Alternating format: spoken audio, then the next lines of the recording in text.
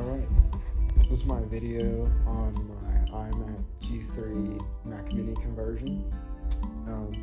I've seen a lot of people do them and not go into, well detail, or some people, showing the process of making it, the things don't fit right, But I would say first thing is that I bought this shell off of eBay for around $100, and it's the nice Graphite one. It's not in perfect condition, but I expect it to be for $100. The second thing I bought was this display for $40, and it was an ELO point of sale screen. I forgot what it was. It was like a 15, I want to say 15 inch, across. But make sure you get it kind of square if you're doing this type of mod. I've seen 15s where they're very skinny, but you want to get it this quite square. Last detail I got was that right there. So that is a 2008 Mac Mini. It's underpowered. Yes, I agree. I'm putting a newer M4 one in this soon.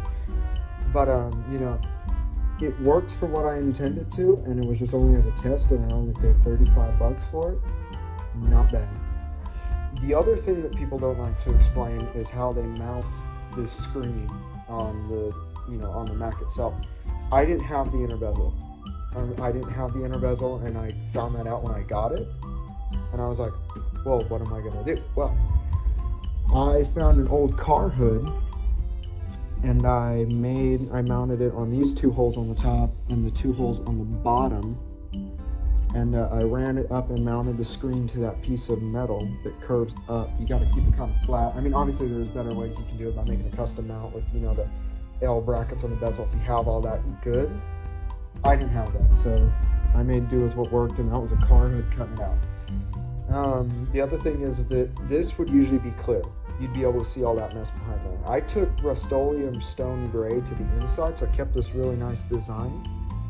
But didn't mess with the thing. I still didn't clean that up. I don't know what caused that, but whatever.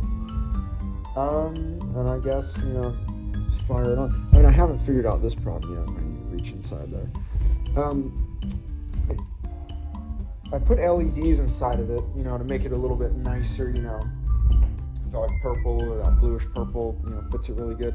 The two things that I'm going to do when I get the Mac Mini M4 is I'm definitely going to put headphone jacks in there. I'm going to run a headphone splitter up to these. And the second thing is I'm going to make a big tray that covers up all of that. And so you'll see the LEDs in the Mac Mini on top, but you don't see any of that. But you can see that, look at that. You can see, that the corners fit okay. There's definitely some modifications that you need to do to screen size and whatnot. However, it works very good, and you can see up here, that's what I'm running right now. I'm running the highest model, the 2 GB model, version 10.6 on the Core 2 Duo, and all that. And I'm just running a wireless mouse and all that. And you can shut it down. And what will happen with these point of sale screens is that they'll shut down. You'll see a little green light, and it'll say no signal. And then it'll go into an idle where this light starts blinking. Which I really like, because then this screen will stay in idle mode until you're ready and the Mac is turned on. Another thing that I did was I put USB speakers in there. So they're, the speakers are hooked up to the Mac and the lights are hooked up to the Mac.